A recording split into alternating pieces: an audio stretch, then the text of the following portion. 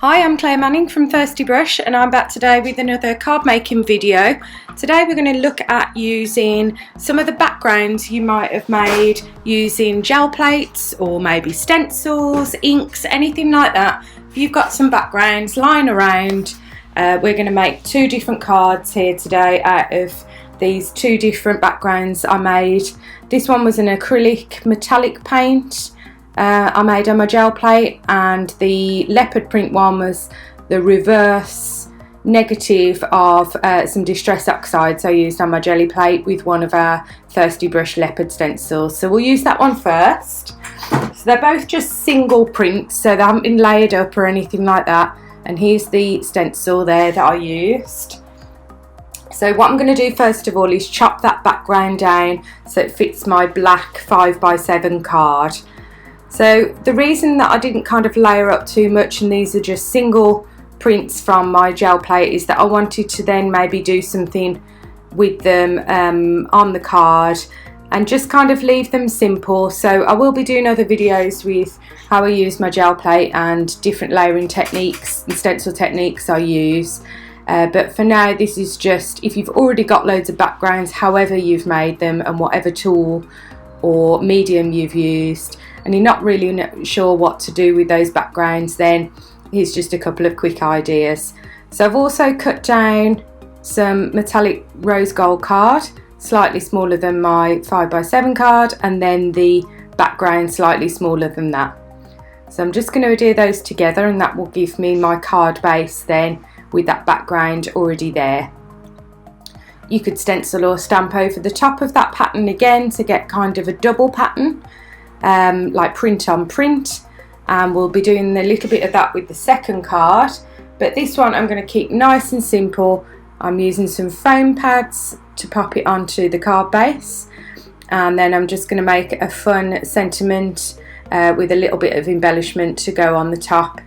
So that background with the leopard print, the reverse or negative of it, is really the kind of star of the show in this card. And I think the Distress Oxides I used on that were Peacock Feathers and Wilted Violet, and it blended in the middle with my brayer. So I'm going to put Happy Birthday. The happy, I'm using this die, the word die from this particular set I'll show you here. And that's the happiness die set. So I thought I'd mix up, rather than doing just a die cut sentiment or just a stamped sentiment, we'll mix it up and we'll do the happy die cut and the birthday as a stamped image. So I'm going to cut out 3 of these happies so I can layer them up and make a nice thick embellishment. So there's my 3. So I'm just going to glue those together. If you've seen any of my videos or lives before, you've probably seen me do this a million times, but you just put a tiny bit of glue, layer each one, just hold it in your hand. Don't worry if you get a bit of glue squidge out, as long as you're using one that dries clear. And then the same again. Really easy, but it just makes your sentiments look a little bit bolder. So that's the happy, and then we just need to stamp a birthday. So I've been looking through my other sets, the other Thirsty Brush sets. I wanted a really nice large birthday, so I'm going to use it from this vintage peony set, which is one of our earlier ones. Comes with dies as well, but all I'm going to use for this card is that lovely scrolly birthday wish stamp, and use the birthday part of it there. So I'm going to stamp and heat emboss that white on black card. So grab my Eureka again, some black card to do that, and I'm going to heat emboss using our Luminosity ink from Thirsty Brush and the powders that go with it. It's going to be the pure white powder, just making sure that's all straight, and then I can just, if I stamp it at the top of this piece of card, then it's already straight. I can just really easily trim it with a couple of cuts.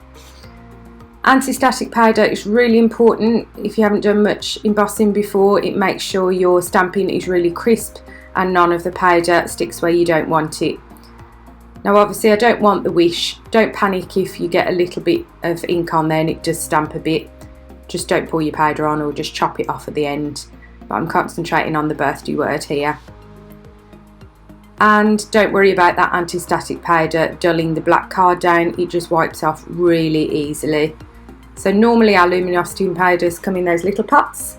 I'm using the white extreme, which is the giant pot. Everybody said they loved this white powder for doing their sentiments, so we did these large pots that are just available on the Thirsty Brush website and the Stamps by Me website.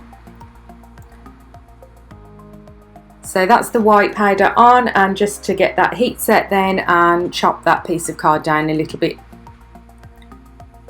So get your heat tool nice and hot, and that will melt nice and quickly and go really shiny and white.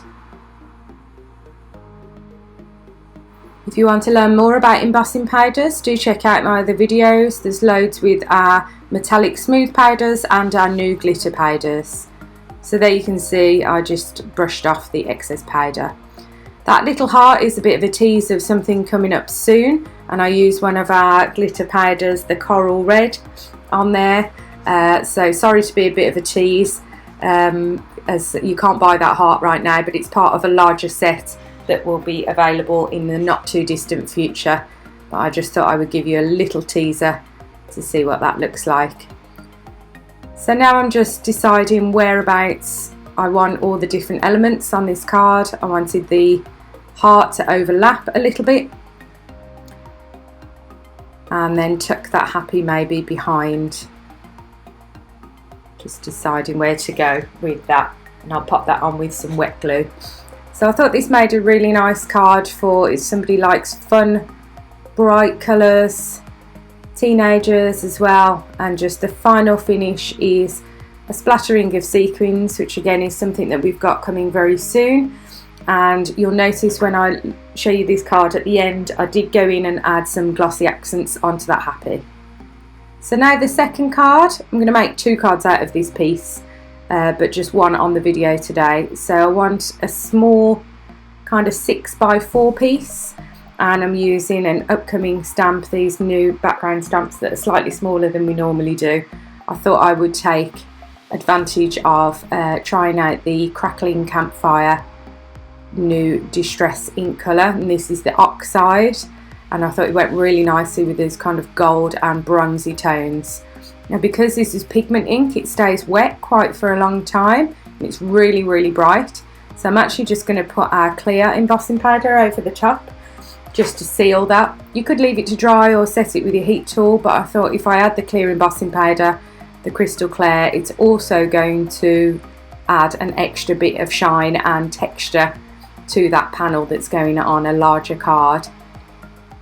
So everything that I use that's Thirsty Brush branded is detailed in the description on this video, and there'll be links to the website if there's anything that you are after.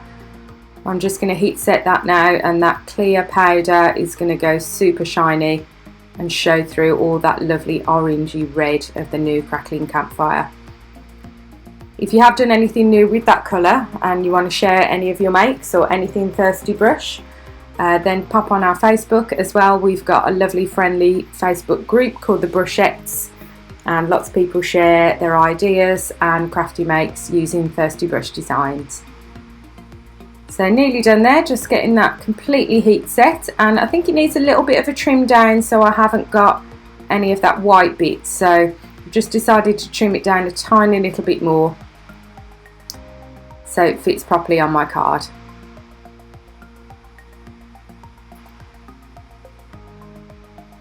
So I wanted this to be a panel that kind of had a larger border around it, so I'm using a little bit of black to matten layer, but then it will just go on a normal white 5x7 card.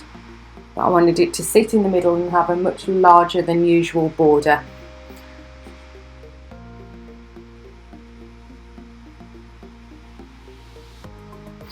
So just glue those two together.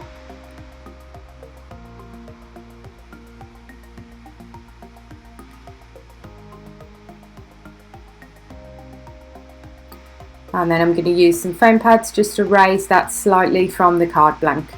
So this was the set that I was showing you and giving you another sneak peek. It would work really well with those dots as well. I love layering on different stencils or background stamps on top of something that you've already created, whether it's a watercolour background or a gel press, gel plate background. Just gives a fun extra splash of colour and gives the illusion of extra texture. So for the sentiment on this one, I used the same technique, but I used this yay sentiment and then used a U stamp from another set. I think it was from the Do What You Love set, and just done that in the Gold Digger luminosity powder. Pop that on. So again, I want to keep it nice and simple. The final touch, I'm just going to put some glossy accents over the top of that sentiment, just so even more when in real life you will see that it really gives a lovely glossy finish and really loads of dimension to that die cut sentiment, especially as it's been cut out 3 times and put together. So I hope you enjoyed those 2 particular cards, and if you've got any other backgrounds from your gel press or your other types of mediums that you use, do give them a go, and I will see you next time.